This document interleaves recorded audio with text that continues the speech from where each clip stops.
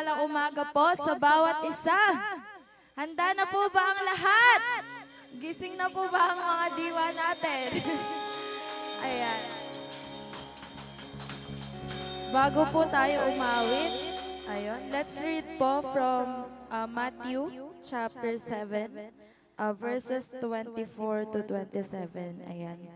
Samahan niyo po akong basahin from Matthew chapter 7, verses 24 to 27.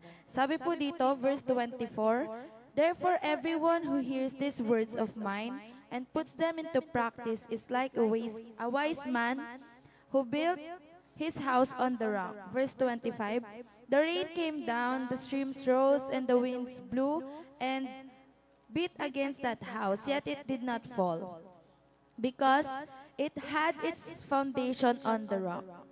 Verse 26, "But everyone who hears these words of mine and does not put them into practice is like a foolish man who built his house on sand." Ayan.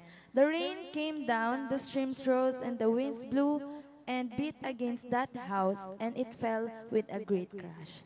So today, as we seek the Lord, as we dwell in His house, kamusta po ba yung foundation na meron tayo sa Panginoon? Amen. Katulad po ba tayo ng wise man who built his house on the rock, which our foundation, which is Jesus? Amen. Or andun tayo sa part ng foolish man who built his house on sand. Ayan, na madali lang matupok ng anumang bagyo. Ayan. So today, as we worship God, as we listen to His Word, ayun, let us receive kung ano yung nais ng Panginoon na gawin natin sa journey natin kasama siya. Him being our firm foundation is not a waste. Amen. Kaya sa umagang ito, let us acknowledge the presence of God. Let us acknowledge His power, His glory, His presence sa umagang ito. Hallelujah, Jesus. Thank you, Jesus. We invite your presence right now, Lord God.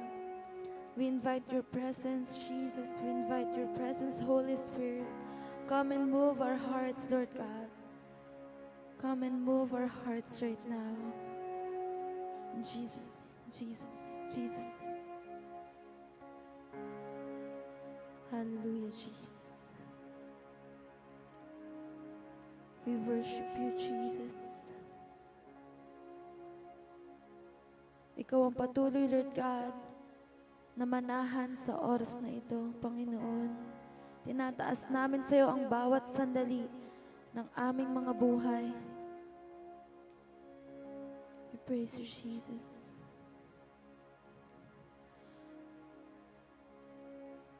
Hallelujah, Jesus.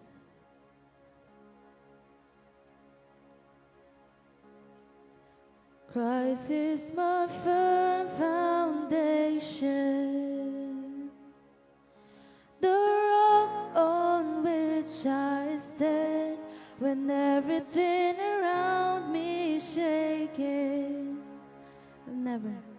I've never been more glad that I put my faith in Jesus. He's never let me down. He's faithful through generations. So why would He fail now? He won't. He won't. I still got joy in chaos. I've got peace that makes no sense. So I won't be going under. I'm not held by my own strength, 'cause I build my life on Jesus. He's never let me down. He's faithful in every season. So what? So why would he fail now? He won't. He won't. He won't fail. He won't fail. Sing Christ. Christ is my firm foundation, the rock on which I stand when everything around me is shaking. I've never been more glad that I put my faith in Jesus, 'cause He's never let me down. He's faithful through generations. So why would He fail now? He won't. Let's sing all together that He won't fail. Oh, He won't fail. He won't fail. He won't fail. He won't. Oh, He won't fail. He won't. He won't fail. He won't fail.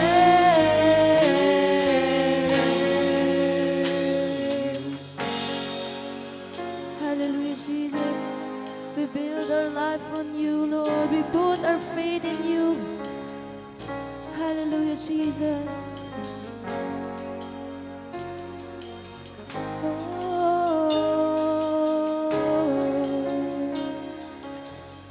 Sing Rain Came. Rain came, wind blew. My house was built on you. Sing I'm safe. I'm safe with you. I'm gonna make it through. Rain came. Rain came, wind blew. My house was built on you. Sing I'm safe. I'm safe with you. I'm gonna make it through. Rain came, wind blew. My house was built on you. Sing I'm safe. I'm safe with you. I'm gonna make it. Oh, rain came. Rain came, wind blew, but my house was built on you. Sing I'm safe. I'm safe with you. I'm gonna make it through. Sing rain came. Rain came, wind blew, but my house was built on you. I'm safe with you. I'm gonna make it through. Sing I'm gonna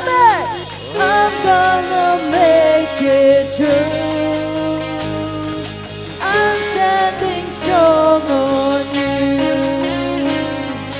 I'm gonna make it through. 'Cause my house was built on you. I'm gonna make it through. I'm standing strong on you. I'm gonna make it through. 'Cause my house is built on you.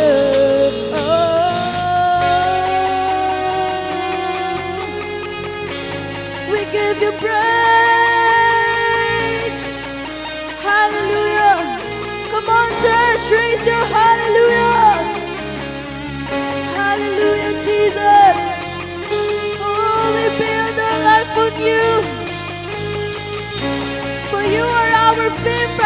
foundation, our solid rock.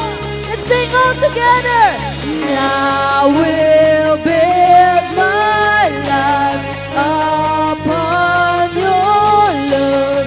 It is a firm foundation, and I will put my trust in you alone, and I will not be shaken, and I will build my life upon your love. It is a firm foundation, and I will put my trust, oh, in you alone, Jesus, and it will not be shaken. Hallelujah. And I will build my life upon your love. It is a firm foundation, and I will put my trust in you alone, and I will not be shaken. Holy, there is no one like you. There is none beside you. Open up my eyes in wonder. Show me who you are and fill me with your heart and lead me in your love. Oh, sing holy. Holy, there is no one like you. There is none beside you. Open up my eyes in. Oh, show us right now. Show us who you are, Jesus. In your heart and lead me in your love. Sing holy. Holy, there is no one like you. There is none beside you. Open up my eyes in wonder. Show me who you are and fill me with your heart. Come on, church, raise your voice. Raise your voice. And I will build my life upon your love. It is a firm foundation, and I will put my trust in you alone, and I will sing. I will build my life. And I will build my life upon your love. It is a firm foundation, and I will put my trust in you alone, and I will not be shaken, and I will build my life upon your love. It is a firm foundation, and I will put my trust in you alone, and I will sing. Rain came. Rain came, wind blew, my house is built on you.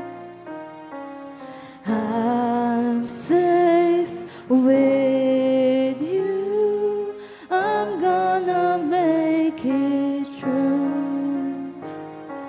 Rain came, wind blew, my house will was built on you. I'm safe with you. I'm gonna make it true. We believe. Rain came, wind blew. My house was built on you. I'm safe with you. I'm gonna make it true. Sing rain came, wind blew, but my house was built on you. Sing I'm safe. I'm safe with you. I'm gonna make. Let's keep singing. Rain came, wind blew, but my house was built on only you, Jesus. I'm safe with you. I'm gonna make it through. Sing, I'm gonna make it through. 'Cause I'm standing strong on you. I'm gonna make it through. 'Cause my house is built on you. I'm gonna make. Hallelujah. 'Cause I'm standing strong on you. I'm gonna make it through. 'Cause my house was built on you. For the last time, let's say, I'm gonna make it through. 'Cause I'm standing strong on you. I'm gonna make it through. 'Cause my house was built on you. Once again, I'm gonna make it through. 'Cause I'm standing strong on you. I'm gonna make it through. 'Cause my house is built on you. You alone, Jesus. You alone, Jesus. Hallelujah. For we believe, Lord, we will make it through. We will gonna make it through, Lord. For we are safe in you. For we are safe with you, Lord God. Hallelujah, Jesus. Dumating man ang bagyo, Panginoon,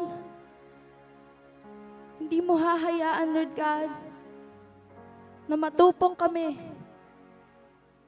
at mawala, Lord God, yung pananampalataya na meron kami sa iyo. Kaya sa oras na to, Panginoon, help us. Help us, Lord God, na alalahanin, Panginoon, yung mga bagay na nais mo para sa buhay namin, Panginoon. For we build our house on solid rock, which is Jesus, our firm foundation. Sa umagang ito, Panginoon, punuin mo ng pagmamahal ang aming mga puso. Punuin mo ng kalakasan, Panginoon. Punuin mo ng kapatawaran, Panginoon, na nanggagaling lamang sa iyo. Sa oras na ito, Lord God, we surrender our hearts to you. We build our life on you, Father. Sa kung paanong paraan mo gusto na sundin namin, Lord God. Have your way and let your will be done in us, Lord God. Help us, Lord God, na magpasakop sa naisin mo para sa amin. Lord, sa iyong mga anak na nananatili, Lord God, sa kanilang pananampalataya. Help us, Lord God, to stand strong in you. To put our trust in you, Lord God. na sa oras na ito, Panginoon, anumang sitwasyon, alam namin na hindi kami magagapi ng kaaway. Dahil kasama ka namin, Panginoon, sa bawat laban, sa bawat oras, Lord God, ng aming buhay. Sa'yo lamang namin inaalay, Lord God. Kaya sa umagang ito, help us, Lord God, to be good hearers of your word. Open our hearts right now, Lord God, that we may be able to experience your power, Lord, your glory, your Holy Spirit, Father. Hayaan mo, Panginoon, na maranasan ng bawat isa ang presensya mo sa pakikinig namin ng iyong salita, Lord God. Maging mabuting lupa ang aming mga puso para maitanim, Lord, yung binhi ng iyong mga salita. At hindi man maagaw ng kaaway, Lord God. Tulungan mo kami, Panginoon, na manatili sa iyong presensya. Tulungan mo kami, Panginoon, na saliksikin ka patuloy sa aming buhay, na mauhaw kami, Lord God, sa iyong presensya. Kaya sa umagang ito, Panginoon, we continue to put our trust in you, Lord God. Ikaw ang patuloy, Lord God, na maparangalan.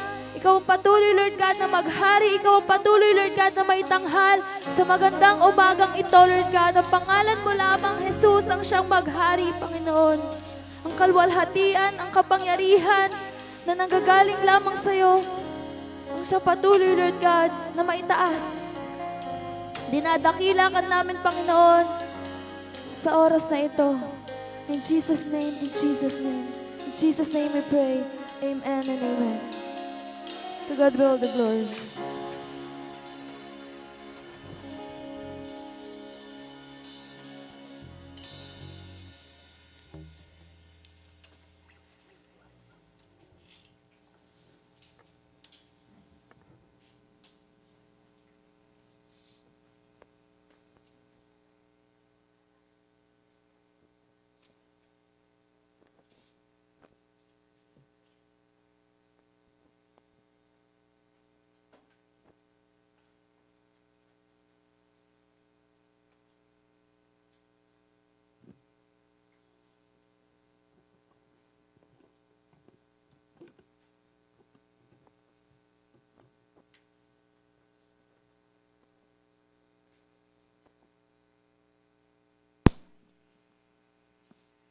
Amen. Praise God.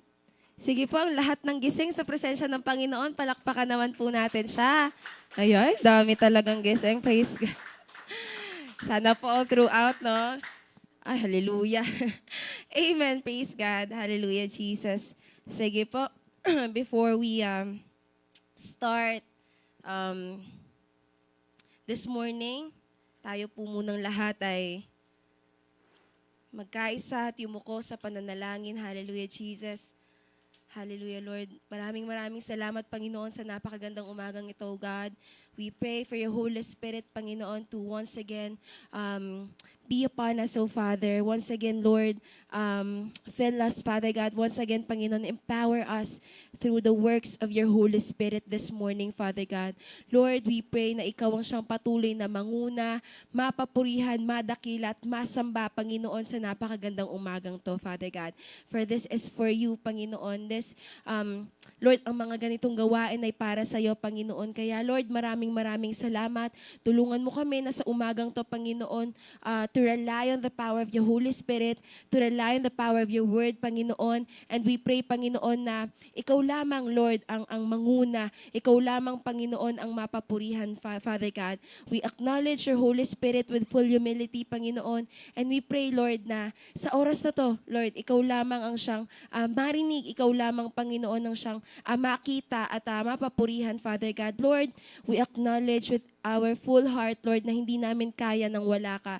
Apart from you, Father God, we cannot do anything, Lord. So help us not just be a listener, Panginoon, but be doers of your word. And right now, open our hearts to receive from you, to receive your word, your blessings, your peace, and whatever, Lord, na ibibigay nyo sa napakagandang umagang to, Panginoon. Lord, madakila ka, mapapurihan ka, sa'yo lamang ang lahat ng pasasalamat, pagpupuri at katagumpayan. In Jesus' name we pray.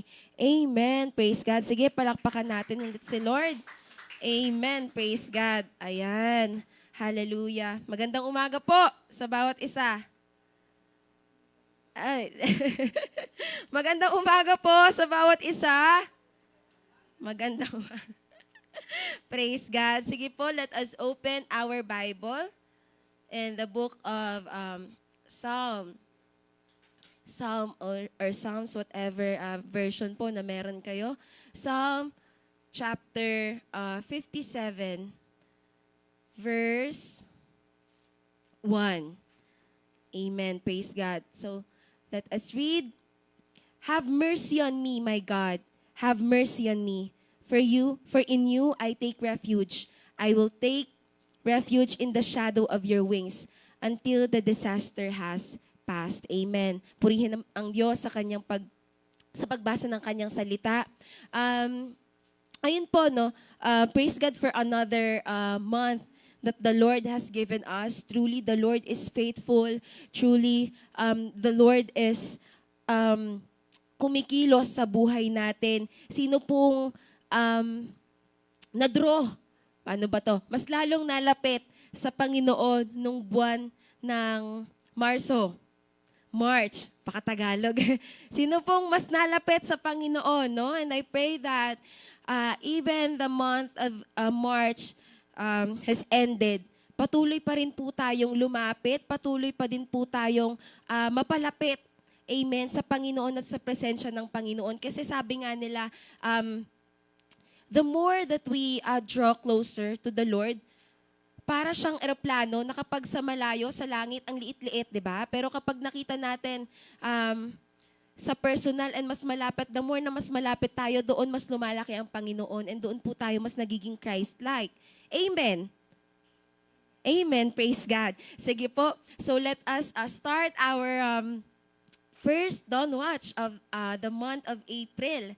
And ayan, di na po tayo lumayo through the storm. Yan. So ano po kaya yung context, amen, behind in relation to the verse of the theme natin, which is the Psalms 57, chapter 57, verse 1.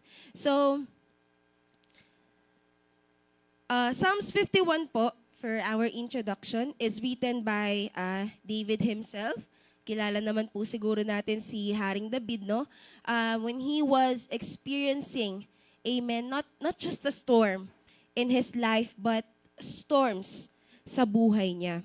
It so happened kasi, naging sunod-sunod po, no, yung mga pangyayari sa buhay niya. Maganda, tapos bigla, naging hindi maganda, naging challenging. Amen. The first situation sa buhay ni David, alam naman natin kung paano siya naging kilala, no? Naging kilala siya bilang isang mandirigma na nakapatay, amen, sa isang higante na si Goliath. Imagine, si Goliath po, based from the Bible, I believe, at least 9 inches tall. Ay, 9 feet, sorry. 9 feet. Liit. 9 feet. 9 feet tall. So, imagine yung higante na yon na kalahati lang siguro ng height ni David, natalo niya, no, with the use of slingshot and a stone. Amen. And imagine, sa 5 stone na pinakuha ng Panginoon sa kanya, isa lang yung nagamit niya, no, para matalo si David. Actually po, nung pinag-aaralan ko to, meron akong nabasa na isang article na, kasi di ba as we imagine it, sa forehead, tama? Sa forehead daw po tumama yung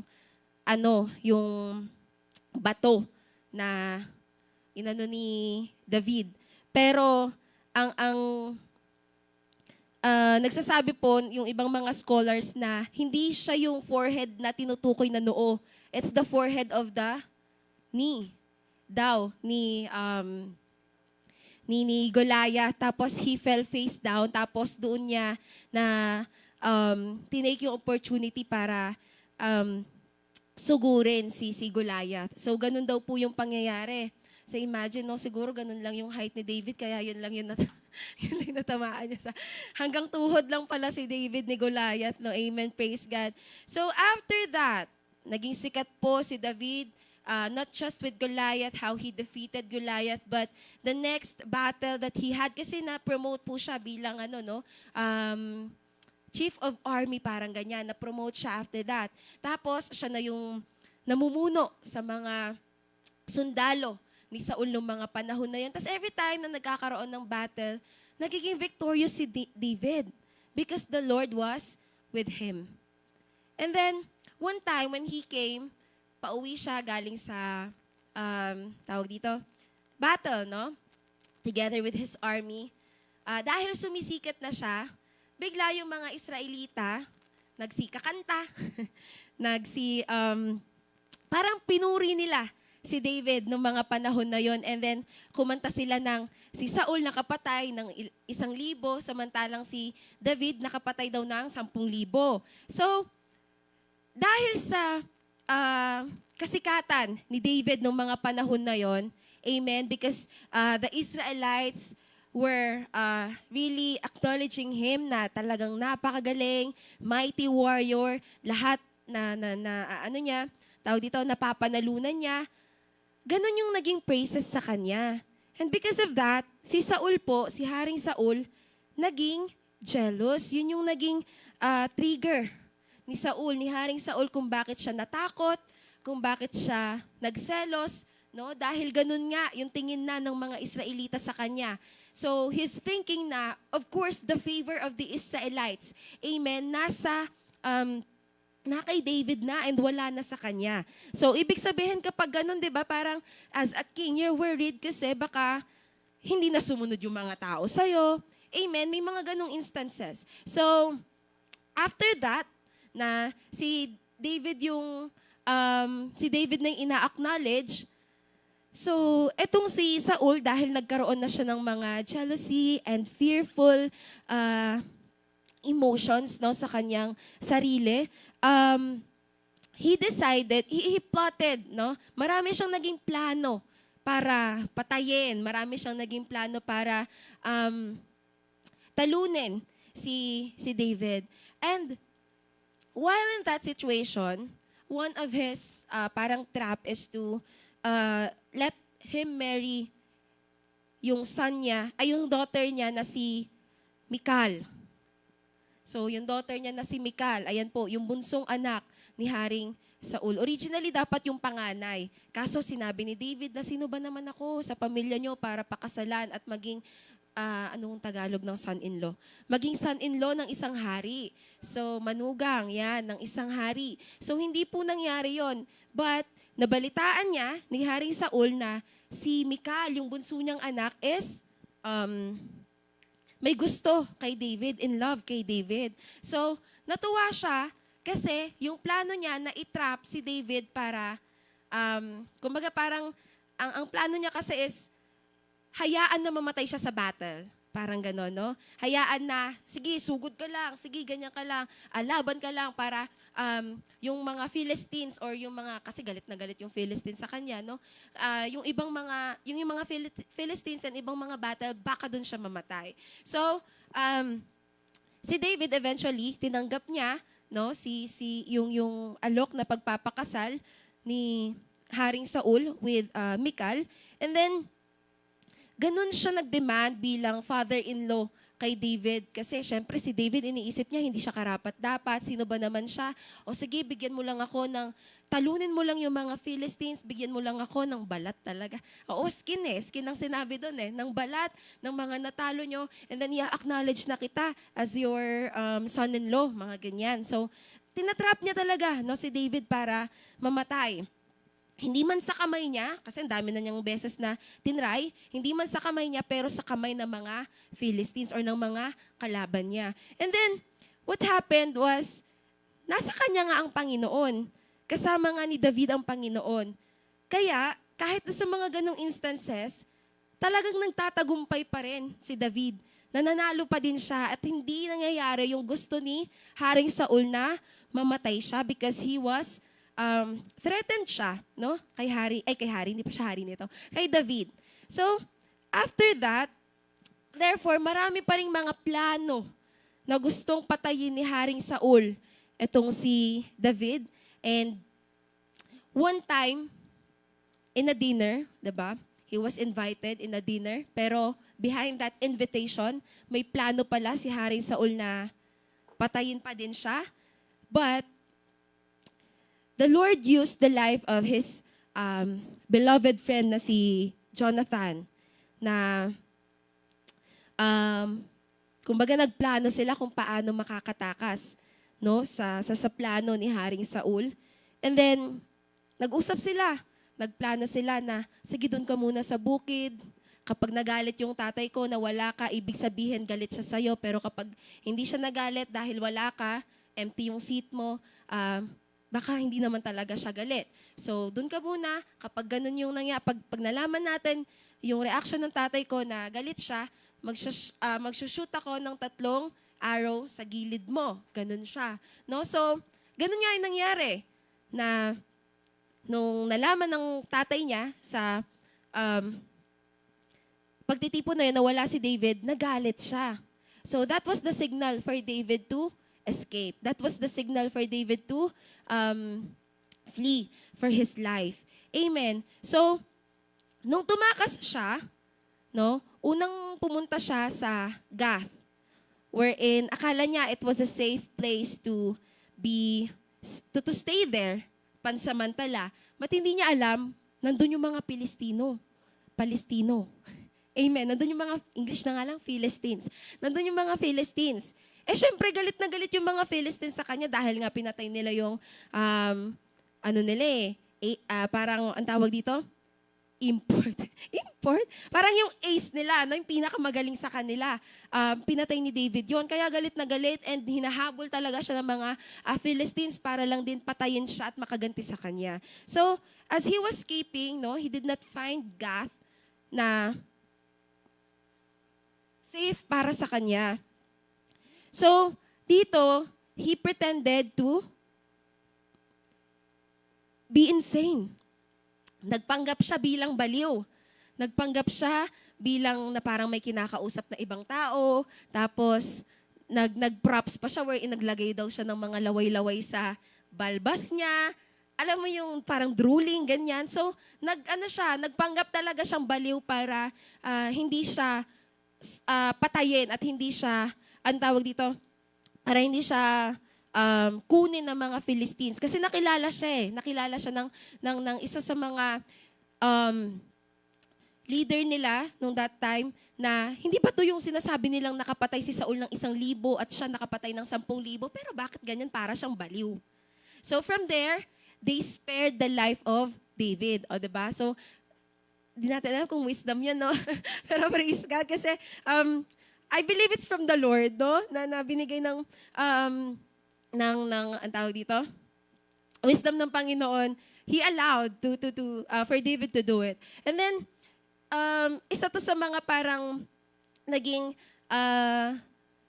napansin ko talaga na David is really, tao siya sa part na to, kasi marami nagsasabi na yung mga men of the Bible daw, parang hindi naman totoong mga tao kasi how they endured yung mga nababasa natin sa Bible, di ba? Kung iisipin natin, it's very impossible in our time right now. Pero, makikita natin dito na we can relate to David. Kasi, imagine, pupunta ka doon sa lugar kung saan na nandun yung mga kalaban mo. So, parang, siguro preoccupied na siya at the stage, no? Dahil hindi na niya alam yung gagawin niya. But, anyway, parang ganun din tayo minsan sa buhay natin na if we are preoccupied ng mga problema, challenges sa buhay natin, minsan hindi na talaga tayo nakakapag-isip ng matino. Amen? Nagiging nakakabaliw, sabi nga nila. Amen? Praise God. So, Pero si David po, he pretended ha. Nagpretend lang po siya na baliw. Hindi po talaga siya baliw ng mga strategy na lang yon. Amen. And then, after that, syempre hindi niya for him, yung Gath, hindi siya safe place to stay. Kasi nga, hinahabol siya pati ng mga Philistines. Ang nangyari, lumipat siya. Amen. Nag-travel siya and nagtago siya sa isang kuweba. Alam ko na kwento na mention na to. Anong pangalan nung kuweba kung saan nagtago si David? Na-mention na to sa mga Bible quiz natin. Ewan ko kung sinong hindi po. That's a mountain. Alam ko na-mention na to sa isang quiz. Hindi ko sure kung si Kuya Jonathan or si Kuya Mark or si Miss Grace. Bali, sino po nakakatanda? Hindi na nila alam, praise God. The Cave of Adullam. Yan. So, doon siya nagtago sa Cave of Adullam. Wherein, doon, nagstay siya. Hindi natin alam kung ano yung ginawa niya, but in his staying in the Cave of Adullam, there he expressed, amen, his prayers through this Psalm 57. So, yun yung panalangin niya na mababasa natin sa Psalm chapter 57.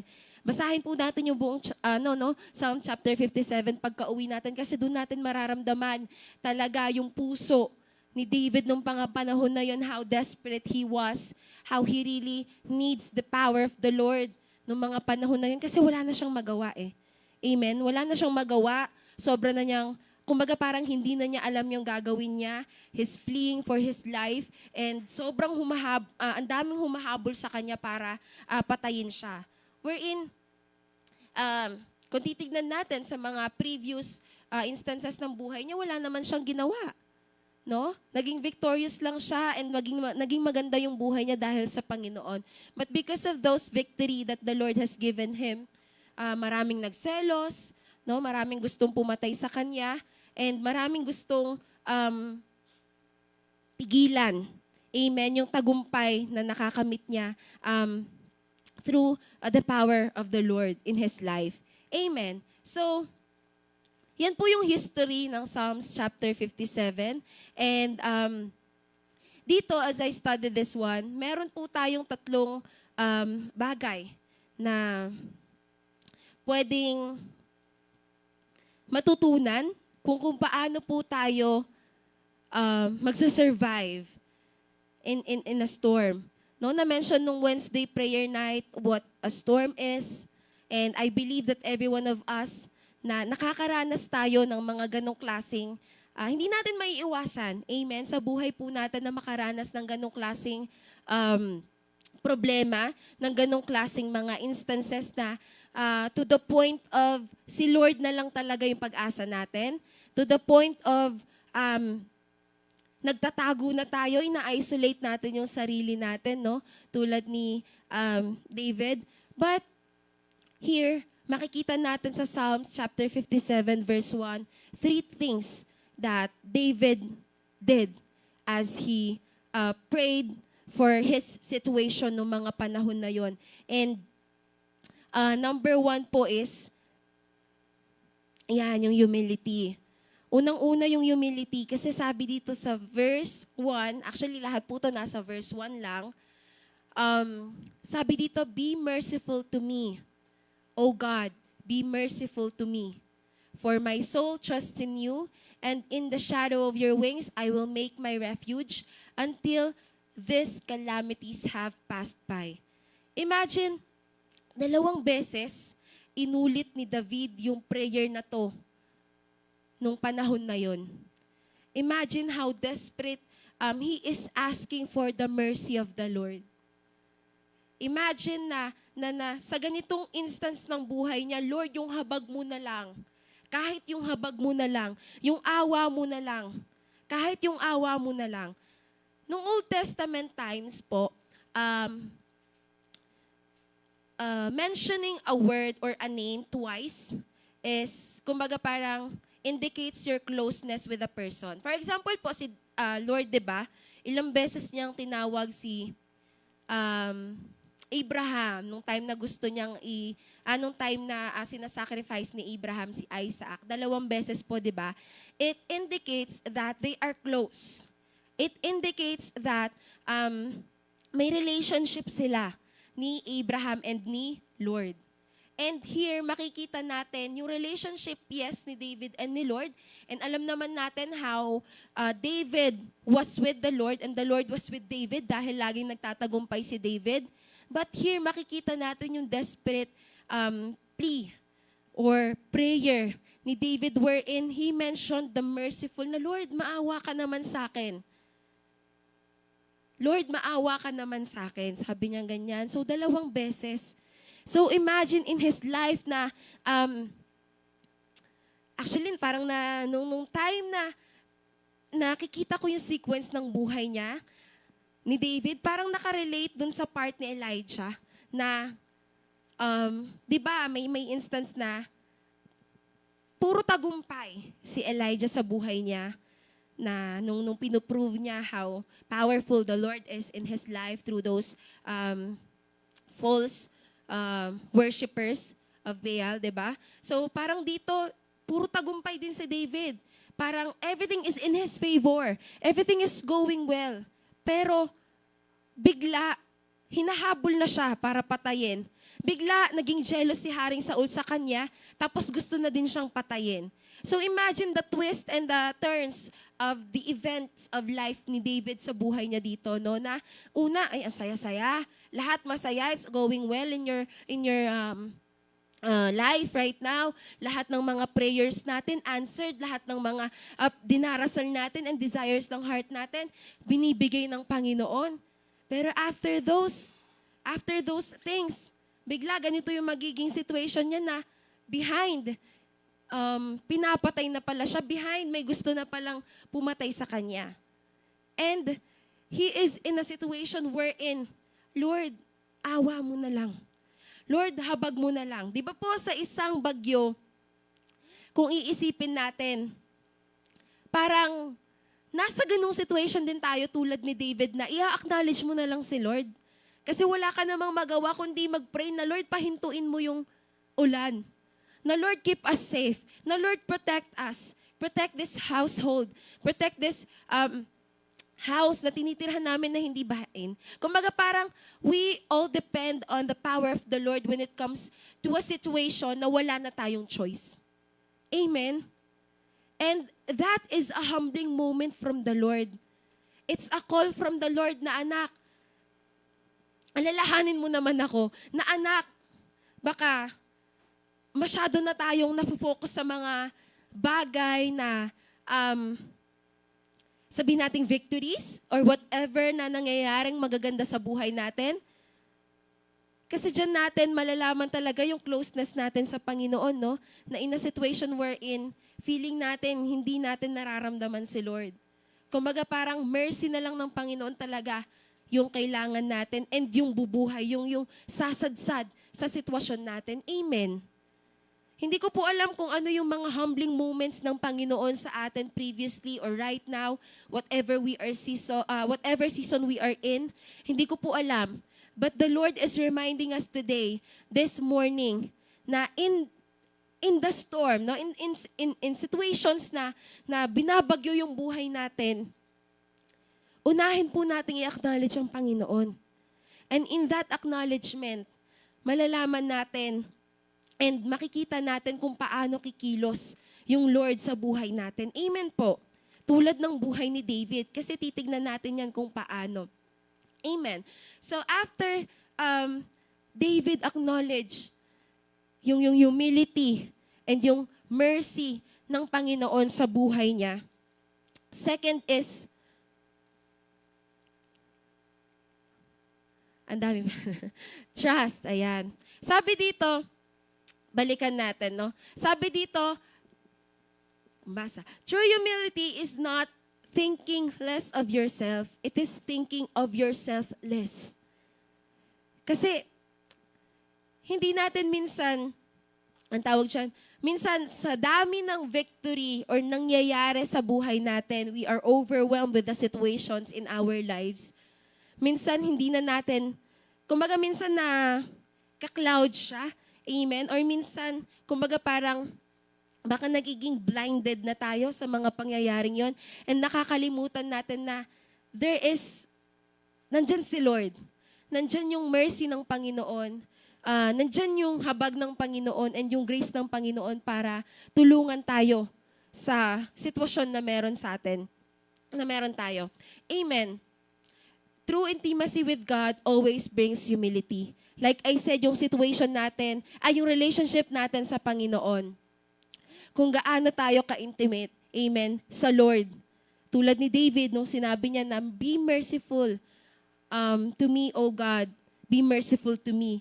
That indicates his closeness and relationship with the Lord. And because of that situation and closeness niya sa Panginoon, he remembered and nagkaroon siya ng pagpapakumbaba sa puso niya and sa buhay niya, sa sitwasyon niya na tanging ang Diyos ang makakapag sadsad or makakatulong sa kanya para pagtagumpayan yung sitwasyon na meron siya. Amen. And humility is not denying your strengths. Humility is being honest about your weaknesses, sabi ni si Rick Warren ba yan? Oo, sabi ni Rick Warren. Minsan kasi sa atin, sa sitwasyon natin, parang iniisip natin kaya ayaw nating isuko yung isang sitwasyon is because kumbaga parang naaapakan yung pride. Marami ako naririnig, no, na kunwari sa mga relationships, sa mga relationships, pag hindi ma-let go ng isang tao, yung for example, yung girlfriend or boyfriend, marami ako naririnig na sinasabi nila, sayang kasi yung pinagsamahan. Maraming ganun na nagsasabi, which is, yes, may point naman, pero parang at some point, ano yung, kumbaga parang magigain na peace mo? Ano ba naman yung naging pagsasama ninyo kung toxic na and yung peace na mararanasan mo once you surrender and let go of the situation? Well, hindi sa lahat ng tao, ganun yung magiging mindset nila kasi it takes courage and maturity to have that. Pero, ganun kasi nakikita at some point yung resiliency and yung strength. Minsan kasi iniisip natin na, yun nga, kapag umiyak, 'di ba? Ang hina-hina na daw, nakapag sinuko mo yung mga bagay sa Panginoon, parang ang mindset ng iba is, ano ba yan, hindi mo ba yan kaya? Mga ganon. So nakikita nila na, iniisip nila na humbling ourselves, kahit yung pagsasorry, no, is a sign of weakness. Pero hindi. It's a sign of strength that you acknowledge na kailangan mo yung Panginoon sa buhay mo. Na kailangan natin na kumapit sa Panginoon. Kasi hindi talaga natin kaya kung tayo lang mag-isa sa buhay natin. Amen. Hindi talaga natin kaya kung tayo lang yung kikilos sa buhay natin. Isasadsad tayo, yes. Pero at some point, darating sa buhay talaga natin na we're at the end of our rope, nasadsad na. And only Jesus and the Lord can feel that.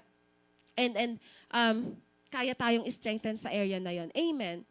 And number 2, trust. Ayan. Sabi dito, for my soul trusts in you. Sabi ni David. Ito yung mga, once kasi na nagkaroon tayo ng acknowledgement, no? Based from my experience din po, chine-change ng Panginoon yung puso natin eh. Hindi agad-agad yung situation, hindi sa lahat ng oras yung situation, pero after that, He changes our hearts. Binabago ng Panginoon yung puso natin. Paano? Makikita nyo na parang magiging iba na yung perspective nyo sa buhay. Makikita nyo or mapapansin nyo na parang yung outlook ko, amen, kung paano ko tinitignan yung mga tao, kung paano na ako mag-respond sa isang situation, hindi na ganun. Hindi na tulad ng dati. Kasi binabago ka na ng Panginoon. Binabago na tayo ng Panginoon, and that's the power of acknowledging the Lord in our lives and trusting Him. And si Lord lang yung may kaya nun sa buhay natin. Again, David is in a situation wherein yung pagtitiwala na lang din sa Panginoon yung kaya niyang gawin. Amen? Na as he acknowledged the Lord, syempre kapag ina-acknowledge natin yung Panginoon, di ba, ibig sabihin, nagtitiwala tayo sa Kanya. Tama ba? Hindi natin pwedeng i-acknowledge yung isang tao kung hindi tayo nagtitiwala sa Kanya. Tama? Hindi natin i-acknowledge si Lord, ay Lord, kung hindi tayo nagtitiwala na Lord siya. Parang sa isang situation na hindi natin may pagkakatiwala yung isang bagay kung hindi natin kilala yung isang tao. Amen po. Kunwari sa mga valuable things natin, no? Hindi natin siya pwedeng ilagay-lagay lang or ipahawak lang kung kani-kanino. Mas may tiwala tayo kapag ipapahawak natin siya sa kilala natin.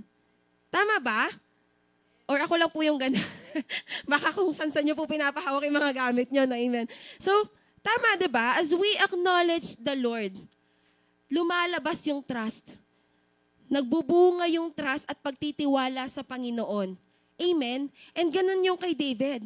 Nung time na in-acknowledge niya yung Panginoon, naging humble siya sa presensya ng Panginoon, naging humingi ng habag at habag na lang yung hinihingi sa Panginoon dahil nagtitiwala siya sa Lord. Dahil may pagtitiwala siya sa Lord na, Lord, in this situation, ikaw nang bahala. Na Lord, in this situation, ikaw yung ikaw yung magsasadsad at ikaw yung mananagumpay sa sitwasyon na meron ako. Amen? Sabi dito, to trust God in the light is nothing, but to trust Him in the dark, that is faith. Kasi, titignan natin kung sa sitwasyon nga ng buhay ni David noong mga panahon na yun, ang daling mag-praise sa Lord, ang daling manampalataya sa Lord kapag wala ka sa sitwasyon na hindi ka tinutugis. Wala ka sa sitwasyon na hindi ka hinahabol para patayin. Madaling mag-praise sa Panginoon, magpasalamat sa Panginoon kapag lahat ng mga magagandang bagay nangyayari sa buhay natin. Pero paano kapag ganun na yung situation na it's yung mercy na lang yung makakapitan natin at yung pananampalataya na lang natin yung makakapitan natin. How do we respond in a situation like this na meron si David sa buhay natin? How is our faith? Amen? Paano po yung pananampalataya? Paano yung pagtitiwala natin sa Panginoon? Reflexes po nating tao na talagang matakot. Amen? Na talagang ma-rattle, ma-shaken. Pero like other people or Christians are saying and mga pastors and leaders are saying na hindi yan tinatambayan. Amen? Kailangan nating paglagpasan. Kailangan nating i-overcome yung mga ganong situation sa buhay natin through the help of the Holy Spirit. And it takes a lot of faith. It will really take a lot of faith para pagkatiwalaan si Lord sa mga ganyang sitwasyon ng buhay natin. It will take a lot of faith to go through the storm. It will take a lot of faith to convince yourself na nandito ang Panginoon. It will take a lot of faith to convince na iaahon ka sa sitwasyon na to ng Panginoon. Amen? And I pray po na in this situation no, na laging, na pinagdaraanan natin yung storms ng buhay, may we not lose our faith. Kasi sabi ni Eleanor Roosevelt, if you lose faith, you lose all. I pray that our faith is our Lord Jesus Christ, that is our firm foundation. Di ba nga, nung Wednesday prayer night, sinabi ni Pastor Noah Jonathan na yung roots ng palm trees, para siyang buhok natin. Na kapag hihilain mo, the more they are, ang tawag dito? Parang the more they are, oo. Amen. The more na parang kasi kapag isa lang, matatanggal siya. Tama? Kapag isa lang yung hihilain natin sa strand ng hair natin, may tendency mas matanggal. Pero kapag lahat, sakit ha? Hindi naman siya. Mas stronger siya na kumakapit sa sa scalp. Sa scalp natin. Parang ganun yung pananampalataya. Ganun yung paghawak natin sa Panginoon natin kasi kumbaga parang mas stronger nga yung isang walis kapag marami silang walis. Hindi yung kapag isa lang. Tama ba ako? Mas stronger yung rope kapag tatlo silang nakabuhol kaysa sa isa lang. Amen. So, the more na mas tinitibayan natin yung root natin, yung ang pananampalataya natin, the more na mas inaangkla natin siya sa Panginoon, the more na mas nagiging stronger yung faith natin. And I pray in the situation, no, sa buhay natin, may we not lose our faith and may we not lose everything. Amen. Praise God. And sabi dito, faith is not believing in my own unshakable belief. Faith is believing an unshakable God when everything in me trembles and quakes. Sabi ni Beth Moore. Sabi nga sa may nakita kong isang na post. Sabi, yung pananampalataya is not about what. Hindi yung kung ano. But it is about who. Kung sino yung sino. Amen? Kasi kung nananampalataya ka sa mga blessings na kayang ibigay ni Lord, when trembles and quakes come, masyashaken talaga tayo kasi nakaangkla yung pananampalataya natin sa blessings. Pero kapag nakaangkla yung pananampalataya natin sa blesser, kahit na madelay yung blessing na binibigay niya, amen, we have that faith and we believe na ibibigay siya ng Panginoon kasi nananampalataya ka dun sa nagbibigay eh. Amen? Amen? So I pray po na manampalataya tayo. Magkaroon tayo sa mga ganyang situation natin. Magkaroon tayo ng pananampalataya sa Panginoon. Hindi tayo tumingin dun sa sitwasyon na meron tayo. Amen? Praise God. And, God is too good to be unkind, too wise to be mistaken. And when you cannot chase His hand, you can trust His heart. Amen?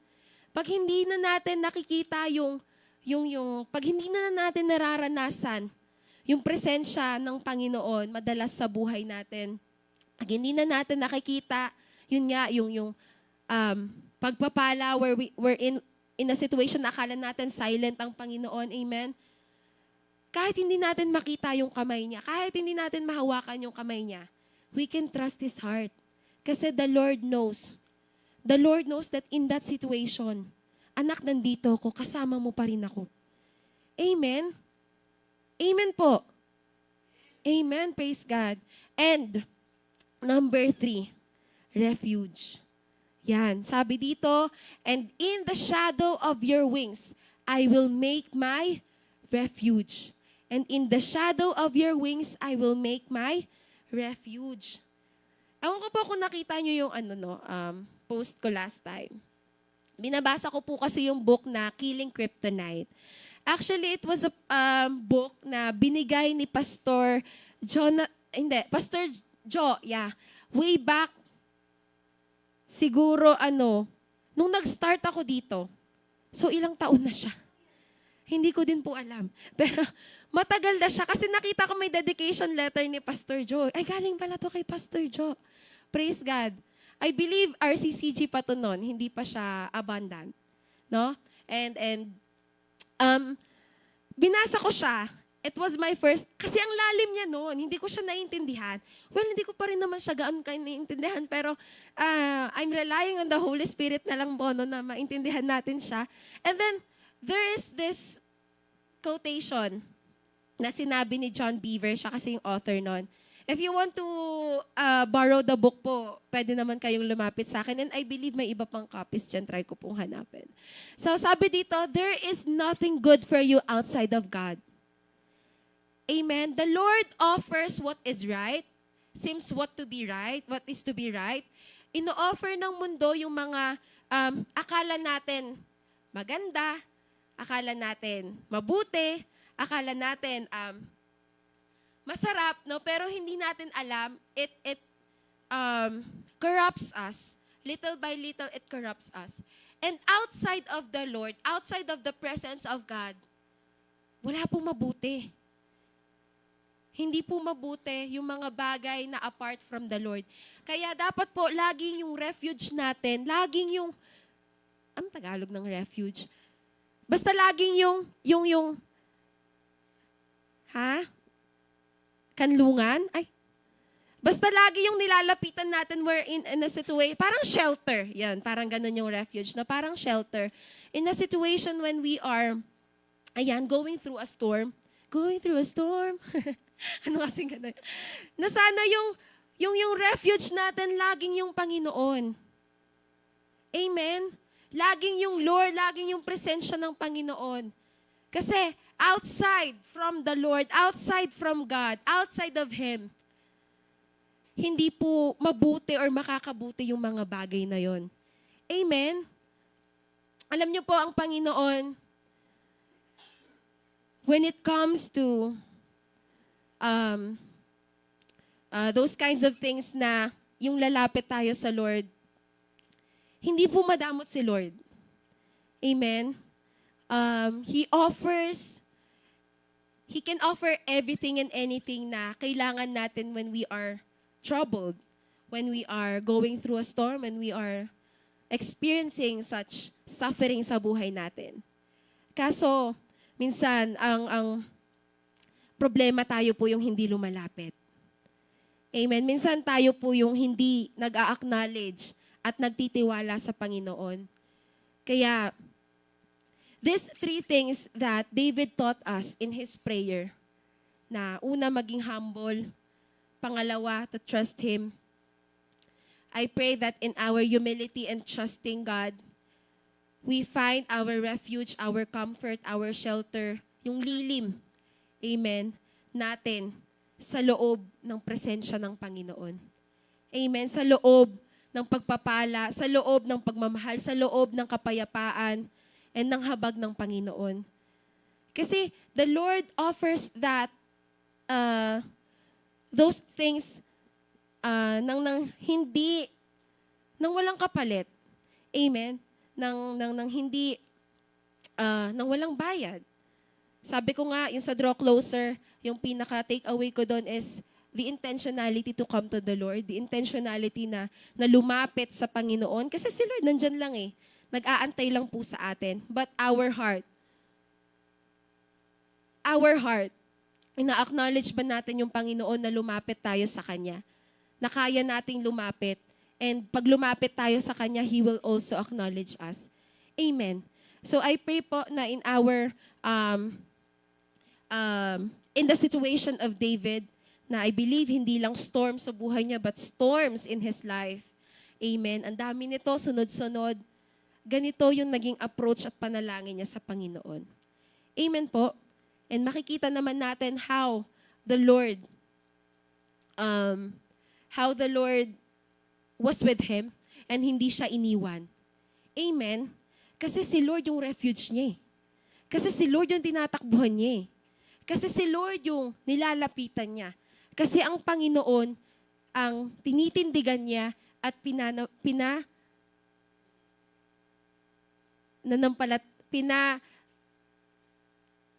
tawag dito? Tao ba to? Basta, yung doon siya nagtitiwala. Ayan. Praise God. So, in our conclusion, yan. Nung Wednesday po, di ba, minention and pinakita sa atin ni Pastor Jonathan what is a storm and the differences of a palm tree and saan niya kasi inano yan? Sa mangga. Yan. At saka sa kuwayan, sa bamboo, no? Wherein sinasabi niya na most of the trees na nagsisurvive when a storm happens is mga palm trees and mga coconut tree. Amen. Praise God. So, lahat naman po tayo, like I said, dumadaan no, sa bagyo.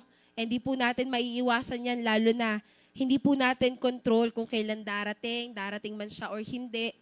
But, my takeaway here is, sabi ko kasi nung inaano ni Kuya to, ni Pastor Jonathan to, sabi ko, kumbaga I had a question na, Lord, kasi kinompare niya din yung endure and surrender. Kasi yung mga mangga, they go against, tama ba? The wind, nilalabanan nila yung hangin.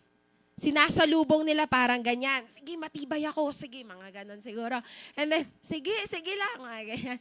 Wherein, contrary to the palm trees or the coconut, no, na they go with the flow ng wind, tsaka ng mga bamboo, di ba? Ganon sila. They sway, mga ganyan. Whee! Ganon. Whee! Yan. Nagsisway sila sa hangin kung saan yung direction ng hangin, dun sila, kung saan yung direction ng kabila, kanan, whatever. So, ganon sila. And, nung sinearch ko, nag-deeper study kasi ako, I found out pala na yung mga palm trees, sa palm trees lang ako nag-focus. Yung mga palm trees, meron silang property wherein their cells are malleable. Anong ibig sabihin ng malleable? Elastic, parang goma. Kaya nagkakaroon sila ng ability to sway and to bend. Yan. So, yung mga cells na meron sila sa loob ng kanilang katawan, trunk, mga elastic, no? Parang goma. Yan, flexible, parang ganon. So, yun yung nagiging way para maging ganyan sila. Tapos, naging question ko kay Lord, sabi ko nung mga panahon na yon, Lord, kailan or saang point ba ako or kami, I ask Him, no, sa point ng buhay namin, kami mag-e-endure or magsusurrender. Have you asked the Lord of that? Na, Lord, hanggang kailan, kumbaga parang, saang point ng buhay namin kapag nandito kami sa storm or when we are struggling, hanggang kailan kami pwedeng mag-endure? Hanggang kailan kami pwedeng mag-surrender? Kumbaga, saang point ng buhay namin or situation namin na ganon? I asked the Lord that a question. Tapos, nung Wednesday prayer, the celebration of Park's birthday, lumapit sa akin si Hope. Pinakita siya. Uy, ito yung meaning ng ano. Ganun po kasi siya. Ewan ko anong kumbaga parang situation niya that time, baka may pinagpe-pray po siya. Ganun po siya. And ganun, basta ganun naman kami sa isa't isa, no? Tatanungan po kami mga ganyan and we, kumbaga share each and everyone's understanding, no, sa word and reminder. Kasi yun yung nagiging ano namin bilang accountability partner. Praise God. So, nung sinabi niya yon, to surrender, tama ba ako? To surrender yung sinesearch mo nun? To stop. Tama? To stop. Yun yung nag-struck sa kanya. Tapos, kasi may pinagdadaan, may pinagpe-pray siguro siya, no? Sabihin ko, siguraduhin mo muna yan. Mga ganyan. Amen. Galing ba kay Lord yan? Mga ganon-ganyan. Praise God. So, sabi ko, I came to realize na, noong mga panahon na yon, na as we surrender to things that we can't control, no? We surrender, nagsusurrender tayo sa mga bagay na hindi natin kayang kilusan. Nagsusurrender tayo sa mga bagay na hindi natin kayang kontrolin. Kapag kasi nag-i-endure tayo, ibig sabihin, iniisip natin na ganito yung magiging outcome and we try to put all our efforts na maging ganito yung outcome based from our expectation. Tama? But if we surrender, hindi natin alam yung outcome eh. Kaya sinusurrender na lang natin siya sa Panginoon. Kaya binibitawan na lang natin na, Lord, kayo na pong bahala. You know, enduring is not bad. Hindi po masama. No? Kasi there is blessing. There is a blessing in endurance. There is a blessing in perseverance. Amen? But, yung natutunan ko po is, in our storms, no, sa storms ng buhay natin, syempre storms are ah, hindi naman tayo yung may gawa niyan. Amen? So, ibig sabihin, hindi natin siya control kung kailan siya darating, kung gaano siya kalakas, kung gaano siya yung bigat and yung calamity, yung disaster na kaya niyang kumbaga parang i-brought, ganon. So, kapag nagsusurrender tayo, it's like we're telling the Lord na hindi na kaya. Kasi kapag endure as much as possible, inaano natin, nilalabanan natin, nitiis natin, di ba? Pero we will come to a point in our life na magsusurrender na lang po talaga tayo. Di ba? Na hindi na tayo, hindi na natin kayang maging mangga na sige pipigilan ko yung hangin. Kundi parang magiging palm tree or coconut tree na lang tayo na magsasway and susunod sa hangin. Susunod sa storm. Amen. So, even David, makikita natin sa buhay niya na even here, dito po kasi natin mababasa yung kwento niya, yung mga pinagkikwento ko kanina. Dito po natin mababasa. I believe mag-start kayo sa 1 Samuel chapter 18, no? Diyan natin mababasa. Nandiyan na siya sa kuweba. Okay? So from there, David went to Mizpah in Moab and said to the king of Moab, "Would you let my father and mother come and stay with you until I learn what God will do for me?"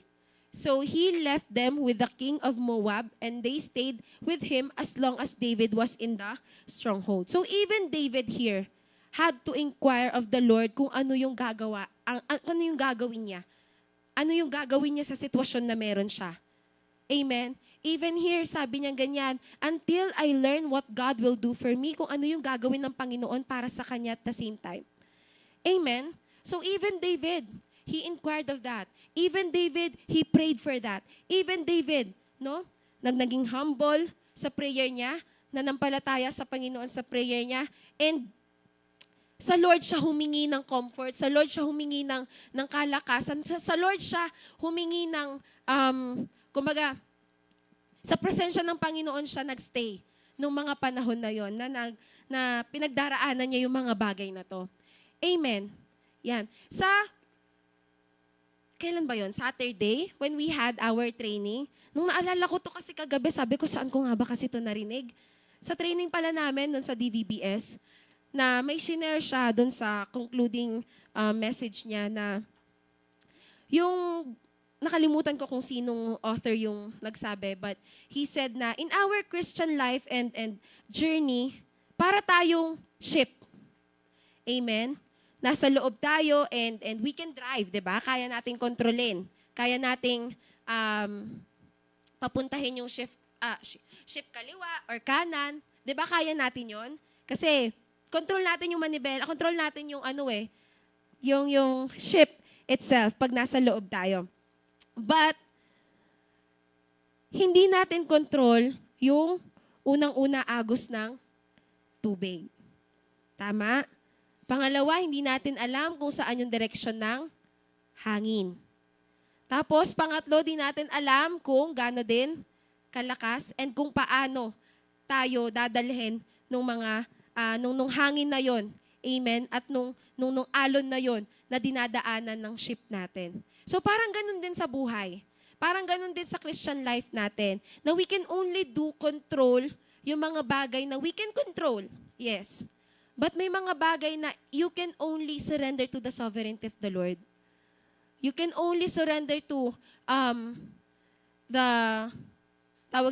sa kakayanan ng Panginoon. Sa kapangyarihan ng Panginoon. And madalas po sa buhay natin, ganon. But let us not forget, amen? Let us not forget that as we experience such storms in life, ang sabi ko nga, ang laging sinasabi ko din, based from my personal experience, na kapag nagsastruggle tayo, yung kapayapaan na meron tayo. Peace comes in situations completely surrendered to the sovereign authority of Christ. Amen? Alam mong may kapayapaan ka kahit na binabagyo ka na kapag nagtitiwala ka sa Panginoon. Na madalas hindi naiintindihan ng iba, ay, Bakit sa ganyang sitwasyon masaya pa siya? Ay, bakit sa ganyang sitwasyon payapa pa siya? Because of what? Our complete surrender sa Panginoon, na He is sovereign, na He is powerful enough, no, sa situation na meron tayo. Sabi ko nga, we can only endure so much. Meron tayong hangganan bilang tao sa kaya nating tiisin. Meron tayong hangganan bilang tao sa kaya nating tanggapin. Amen? Meron tayong hangganan bilang tao sa kaya nating lunukin sa sitwasyon, sa buhay, sa mga experiences natin with the people. Therefore, it is always best to surrender to the will of the Lord, to the will of the Father. Amen? To ask for discernment. Not to determine kung ano yung tama at mali. Alam na natin yun bilang Kristiyano. But to do and to know what is right from almost right. Yun po ang discernment na tawag dito, palaguin natin sa buhay natin na kung ano yung pipiliin natin, kung ano yung will ng Panginoon. Amen. Kung ano yung nararapat na gagawin natin sa akala nating tama. Amen. Praise God. So I pray na as we experience such storms in our life, no, such calamities in our life, may we be that palm tree or that coconut tree na hindi susunod sa agos ng mundo, but susunod sa kung ano yung agos ng Panginoon sa buhay natin. Amen? So, I pray that in that situation, may we humble ourselves and acknowledge the Lord, to trust Him and find refuge in Him. And hindi natin to magagawa kung wala yung Panginoon. Hindi natin to magagawa kung prideful tayo sa puso natin na, Lord, kaya ko to. Hindi natin to magagawa kung hindi natin i-acknowledge sa buhay natin na, Lord, kailangan kita. That's the first step. Amen. That's the first step to have that trust and be in the Lord's presence as we acknowledge first things first. Ang buhay apart from the Lord is not worthy, is not good, and it will only bring harm. Kahit akala natin pleasurable, kahit akala natin yun yung tama, kahit akala natin yun yung applicable. Amen. Praise God. Hallelujah, Jesus. Lord, we continuously acknowledge you right now, Panginoon. We continuously, Lord, ask for your Holy Spirit to humble us like David, to trust you like David, Panginoon, and find refuge to your presence like David, Father God. Tulungan mo kami, Panginoon, na acknowledge ka sa buhay namin. Tulungan mo kami, Panginoon, na, Lord, hanapin ka sa buhay namin. Hallelujah, Jesus. And as we sing this song, may we open our hearts to the Lord. May we open our soul, our thoughts, surrender to the Lord as we sing and acknowledge Him that we need Him. Na Lord, Ikaw lang yung kailangan namin sa buhay namin, Panginoon. Hallelujah, Jesus. In Jesus' name. Jesus. Lord, I come, I confess, bowing here, I find my rest. Without you, I fall apart. You're the one that guides my heart. Ulitin po natin. Lord, I come, I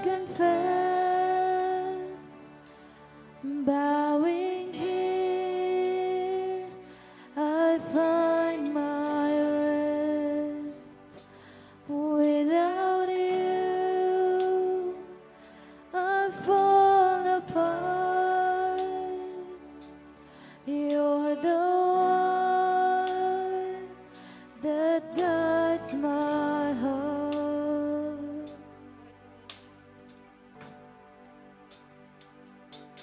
Lord, I need you. Oh, I need you. Every hour I need you. My one defense, my righteousness. Oh God, how I need you. Where sin runs deep, your grace is more. Where grace is found is where you are. And where you are, Lord, I am free. Holiness, holiness is Christ in me.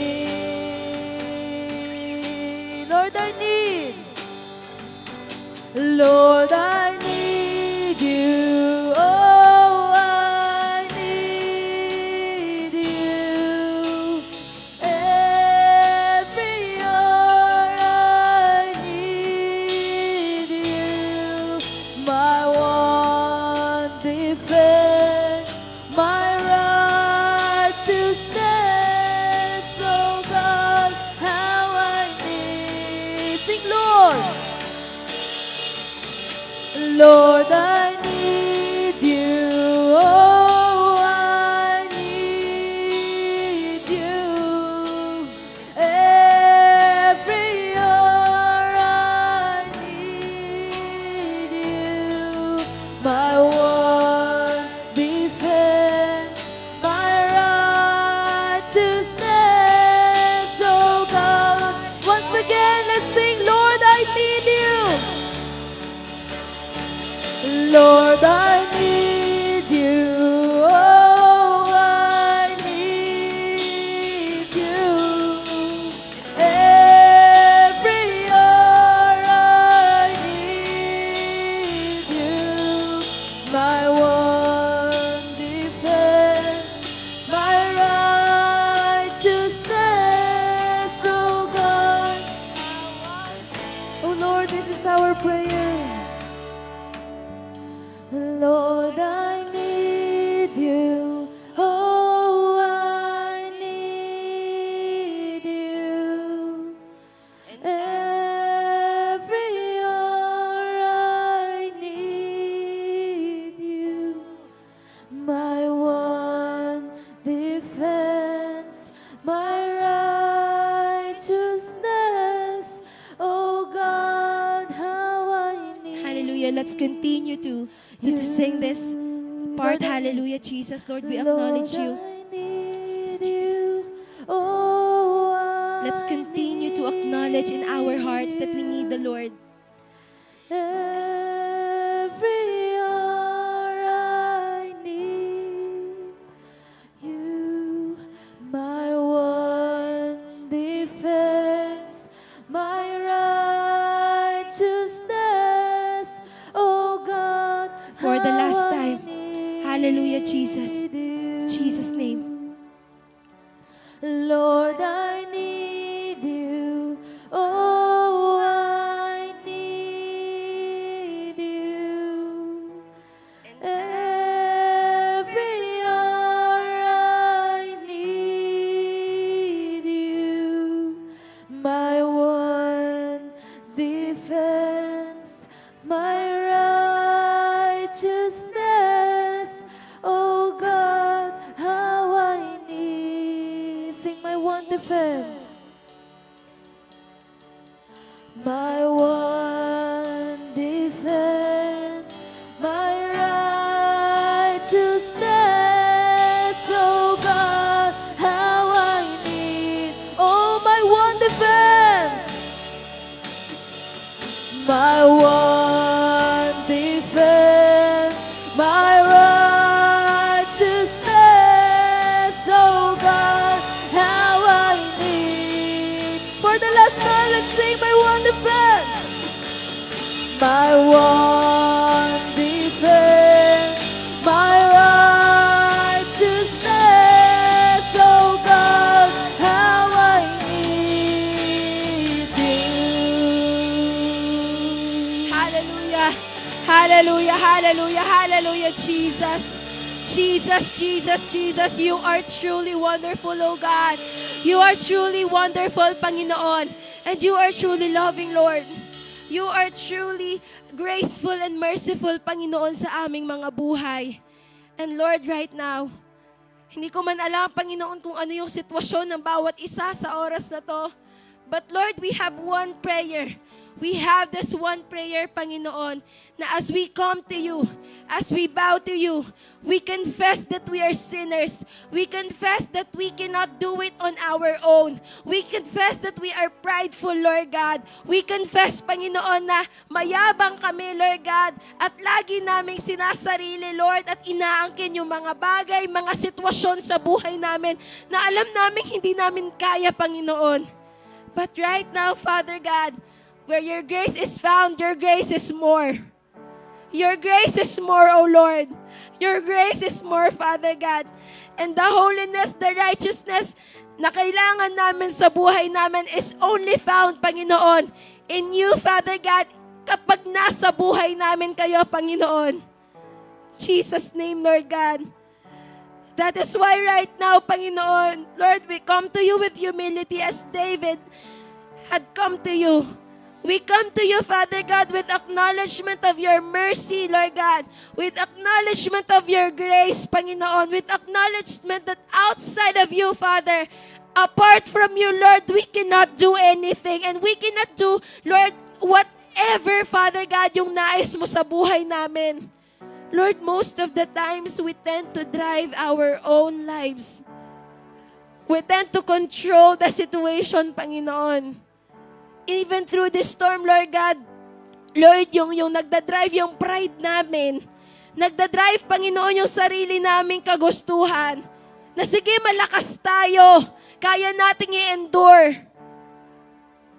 But is it the will of God? Is it what the Lord wants us to do?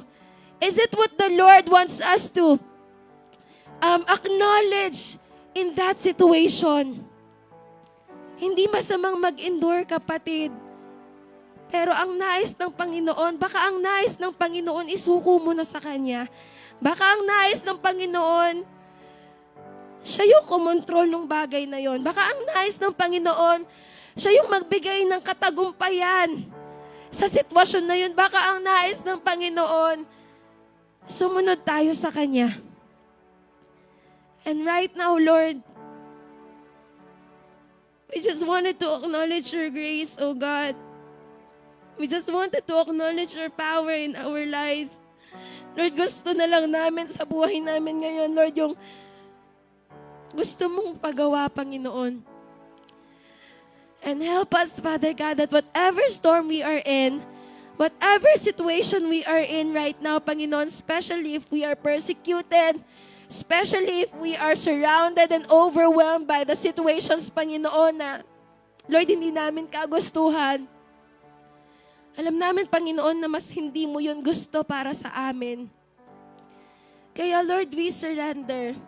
The best thing that we can do is to surrender with an acknowledgement of your grace, with an acknowledgement of your humility, Panginoon, and mercy in our lives. And that humility may fruit to obedience. That humility may, Lord, drive us to obey you. May make us obey you, Panginoon, na sumurrender sa oras na to. You are our one defense and our only righteousness, O Lord. Kaya tulungan mo kami, Lord. Alam naming hindi pa huli ang lahat sa'yo. Alam naming may pag-asa pa. Lord, may chances pa sa presensya at sa pagmamahal mo. That's why right now, Lord, we come again into your presence. Lumalapit kami muli sa paanan mo, Panginoon. Bilang makasalanan na tao, Lord God. Bilang mapagkumbabang tao, Panginoon. And Lord, hindi namin to kaya sa buhay namin kung kami lang. Kaya, Panginoon, tulungan mo kami. Tulungan mo kami na lagpasan, Lord God, yung sitwasyon na meron kami ngayon. Na this time as we come to you, Lord, lakaran namin ng kasama ka na. Lakaran namin ng may pangunguna ka. Lakaran namin ng may, Lord, paniniwala at pananampalataya sa'yo. Surrendering doesn't mean you're doing nothing at all. Surrendering is still obedience to the Lord.